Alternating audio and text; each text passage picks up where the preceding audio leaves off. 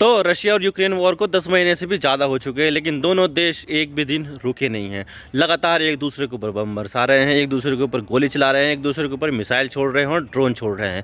लेकिन इन दोनों देशों के बीच में लड़ाई कभी रुकी नहीं है, चाहे वो क्रिसमस ही क्यों ना हो।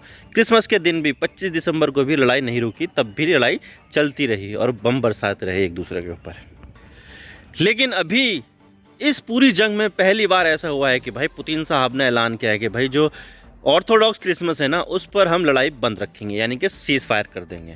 और जो ऑर्थोडॉक्स क्रिसमस है वो आ रही है 7 जनवरी को, यानी कि 7 जनवरी को सीज फायर करने का ऐलान कर दिया है। लेकिन ये 7 जनवरी को क्रिसमस कौन सा क्रिसमस है जिसके बारे में हम जानते नहीं हैं। हम तो जानते हैं कि भाई 25 दिसंबर को आता है हर साल क्रिसमस, और वही पूरी दुनिया में ही चलता है। लेकिन ये 7 जनवरी को कौन सा क्रिसमस आ गया, जिसके बारे में पूरी डिटेल के साथ बात करेंगे कि क्या है ये। लेकिन उससे पहले अगर आप चैनल पर नए हो तो चैनल को जरूर सब्सक्राइब कीजिए और बेल आइकन को दबा दीजिए। चलिए वीडियो का आगाज़ करते हैं। तो बात करते हैं कि मामला क्या है और हम इसकी बात क्यों करें। तो देखिए, यूक्रेन और रूस के युद्ध को 10 महीने से भी ज़्यादा समय हो चुके हैं और दोनों देशों के बीच अभी भी भयानक युद्ध चल रहा है। दोनों ही देश हथियार डालने को तैयार नहीं है और एक दूसरे को बर्बाद करने पर तुले हुए हैं।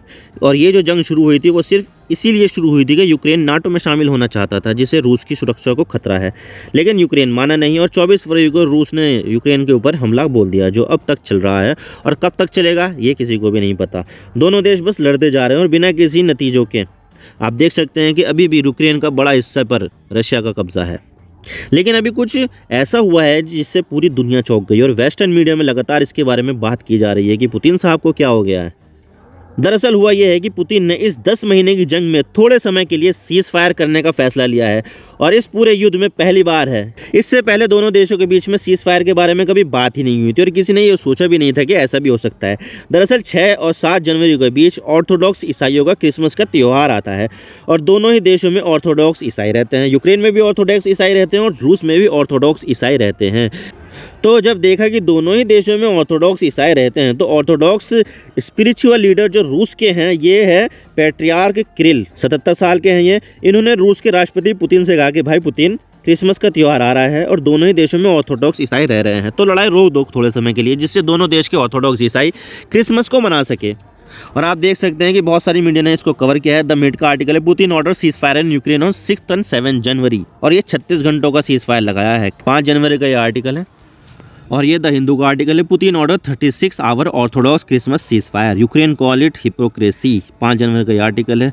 तो यहाँ पर बहुत सारी मीडिया हाउसेज इस तरह की खबरें चला रहे हैं। लेकिन ऐसा नहीं है कि रूस ने सीज फायर किया तो सामने वाली पार्टी भी सीज फायर करेगी, बल्कि यूक्रेन ने इस सीज फायर को पूरी तरह से रिजेक्ट कर दिया और बोला है कि ये रूस की हिपोक्रेसी है।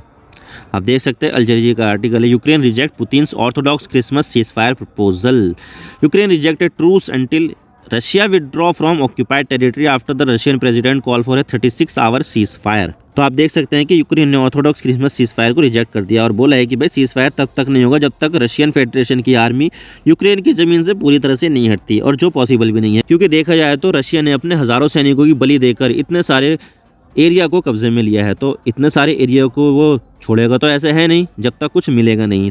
और लगता है कि दोनों देशों के बीच में सीज फायर सिर्फ नाम का ही रहेगा, लेकिन लड़ते तो रहेंगे ये। और यूक्रेन के राष्ट्रपति वोलोदिमीर ज़ेलेंस्की वैसे तो रशियन लैंग्वेज में बात नहीं करते हैं, लेकिन वो रशियन समझते हैं और बोल भी लेते हैं, क्योंकि यूक्रेनियन लैंग्वेज और रशियन लैंग्वेज में काफ़ी ज़्यादा सिमिलैरिटी है। तो ज़ेलेंस्की ने पुतिन को जवाब देने के लिए रशियन लैंग्वेज में ही बोला है कि भाई रूस इस सीज फायर का इस्तेमाल यूक्रेन के बढ़ते हमलों को रोकने के लिए कर रहा है, ताकि यूक्रेन अपने हमले रोक दे और रूस इसी दौरान और ज़्यादा हथियार जमा कर ले। और इसके अलावा ज़ेलेंस्की ने रूस को ताना मारते हुए कहा कि भाई सीज फायर से उन्हें क्या मिलेगा, अपने नुकसान को बढ़ाने का एक और मौका मिलेगा। तो इस तरह से रूस ने रिजेक्ट कर दिया है सीज फायर का प्रपोजल, जो ऑर्थोडॉक्स क्रिसमस को लेकर किया जाना चाहिए था। लेकिन आपके भी मन में सवाल आ रहा होगा कि भाई ये क्रिसमस तो 25 दिसंबर को आता है और पूरी दुनिया में मनाया जाता है, लेकिन ये ऑर्थोडॉक्स क्रिसमस कौन सा क्रिसमस है जो 25 दिसंबर को नहीं बल्कि 7 जनवरी को मनाया जाता है। तो देखिए, दुनिया भर में टोटल 26 करोड़ ऐसे हैं जो ऑर्थोडॉक्स क्रिश्चियनिटी को मानते हैं और क्रिश्चियनिटी के 3 मेजर ब्रांच हैं, जिसमें सबसे ज़्यादा कैथोलिक ईसाई आते हैं जो 50% से भी ज़्यादा हैं। फिर आते हैं प्रोटेस्टेंट जो टोटल ईसाइयों का 36.7% है। तो वहीं ऑर्थोडॉक्स ईसाई टोटल ईसाइयों के लगभग 12% है और बाकी के जो ईसाई आते हैं वो 1.3 में आते हैं। तो मेनली ईसाई 3 ब्रांच में विभाजित है, कैथोलिक, प्रोटेस्टेंट और ऑर्थोडॉक्स। और ये डेटा है प्यू रिसर्च सेंटर का, जो आपको पता होगा बहुत जानी मानी रिसर्च सेंटर है, और ये 2022 का डेटा है। तो इस हिसाब से 12% के लगभग दुनिया के जो ईसाई हैं वो ऑर्थोडॉक्स हैं। और इन मुख्य 3 ईसाइयों की ब्रांच में ऑर्थोडॉक्स भी आते हैं, जो मेनली यूक्रेन, रूस, ग्रीस, इथियोपिया, मिस्र और बाकी दूसरी जगह पर रहते हैं। और यूरोप में ये मुख्य रूप से ईस्टर्न यूरोप की साइड में रहते हैं और इसे अक्सर ईस्टर्न ऑर्थोडॉक्स भी कह देते हैं। और ये लोग 25 दिसंबर को क्रिसमस के त्यौहार ना मनाकर 7 जनवरी को मनाते हैं। और इसका जो मुख्य कारण है कि ऑर्थोडॉक्स 7 जनवरी को क्रिसमस क्यों मनाते हैं, तो वो ये है कि जितने भी बाकी सारे ईसाई हैं उन्होंने ग्रिगोरियन कैलेंडर को 1582 में इस्तेमाल करना शुरू कर दिया था। 16वीं सदी से इस्तेमाल करना शुरू कर दिया था कि भाई दुनिया के जितने भी ईसाई हैं वो ग्रिगोरियन कैलेंडर का इस्तेमाल करेंगे। लेकिन ऑर्थोडॉक्स लोगों ने ग्रिगोरियन कैलेंडर को इस्तेमाल करने से मना कर दिया कि नहीं, हम ग्रिगोरियन कैलेंडर नहीं बल्कि जूलियन कैलेंडर का इस्तेमाल करेंगे।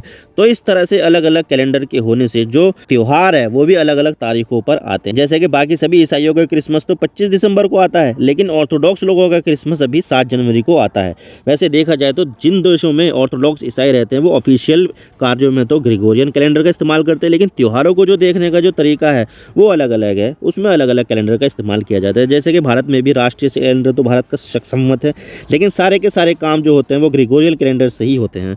और इसी तरह से इस्लामिक कैलेंडर चांद की तारीखों पर निर्भर करता है और उसके हिसाब से त्यौहार आते हैं। इसको मैं और ज़्यादा थोड़ा सिंप्लीफाई कर देता हूँ। तो देखिए, आप जो ग्रिगोरियन कैलेंडर का इस्तेमाल करते हैं वो पूरी दुनिया के ईसाइयों ने 1582 को अपनाया था, लेकिन 1582 से पहले पूरी दुनिया के ईसाई जो थे वो जूलियन कैलेंडर को ही मानते थे और उसी के हिसाब से चलते थे और उसी के हिसाब से ही अपने त्यौहार मनाते थे। और इस कैलेंडर की शुरुआत 46 BC बिफोर क्राइस्ट यानी कि आज से लगभग 2069 साल पहले रोमन सम्राट जूलियस सीजर ने की थी। और ये एक सोलर कैलेंडर है, यानी कि सूरज के ऊपर चलता है। अब राजा का नाम जूलियस सीजर था तो इस कैलेंडर का नाम भी राजा के नाम पर ही जूलियन कैलेंडर रखा गया। शुरुआत में तो सब कुछ ठीक था और सब लोग इसी कैलेंडर के हिसाब से चल रहे थे, लेकिन जैसे ही थोड़ा टाइम आगे गुजरा तो तब पता चला कि जूलियन कैलेंडर एक सोलर ईयर में 11 मिनट आगे चलता है। और जब ये 11 मिनट आगे हो गया तो गुजरते समय के साथ साथ सोलर ईयर और कैलेंडर की तारीखें आउट ऑफ सिंक्रोनाइज हो गई और त्यौहार भी इसी कारण आगे पीछे हो गए। और इन्हीं तारीखों में हुए फर्क के कारण ही ग्रिगोरियन कैलेंडर के हिसाब से पूरी दुनिया 25 दिसंबर को क्रिसमस मनाती है, तो वहीं ऑर्थोडॉक्स ईसाई अभी 7 जनवरी को मना रहे हैं। और शायद जब साल और ज़्यादा आगे बढ़ेंगे तो दोनों कैलेंडर के बीच दायरा और भी ज़्यादा बढ़ेगा और कुछ सालों के बाद शायद 8 जनवरी को ऑर्थोडॉक्स क्रिश्चियन मना सकते हैं, वो देखने को मिल सकता है हमें। लेकिन अब सवाल यह आता है कि किन किन देशों में 7 जनवरी को क्रिसमस का त्यौहार मनाया जाता है। तो देखिए, दुनिया के ऑर्थोडॉक्स में सबसे ज़्यादा ऑर्थोडॉक्स जो रहते हैं वो रूस में रहते हैं, जो पूरे ऑर्थोडॉक्स की जनसंख्या का 39% है। और रूस में 7 जनवरी को क्रिसमस आता है, लेकिन रूस के अलावा भी कई दूसरे देश हैं जहाँ पर 7 जनवरी को क्रिसमस आता है और वहाँ पर सेलिब्रेट किया जाता है। जैसे कि बेलारूस में, मिस्र में, इथियोपिया में, जॉर्जिया में, कजाकिस्तान में, मैसिडोनिया में, मोल्डोवा, मोंटेनेग्रो, सर्बिया और यूक्रेन में।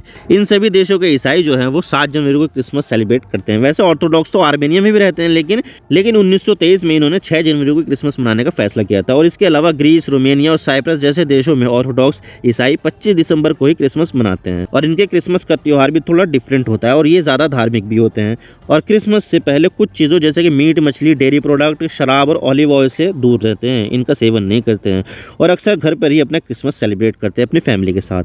तो ये होता है ऑर्थोडॉक्स क्रिसमस, जो नॉर्मल क्रिसमस से अलग तारीख पर आता है। आप मेरे इंस्टाग्राम पर भी जुड़ सकते हो। आप सिंपली जाइए इंस्टाग्राम में और सर्च कीजिए I_Imran सिद्दीकी और आप मुझे फॉलो कर सकते हैं। इसके अलावा आप मुझे ट्विटर पर भी फॉलो कर सकते हैं, यहाँ पर भी सेम ही यूज़र नेम है I_Imran सिद्दीकी।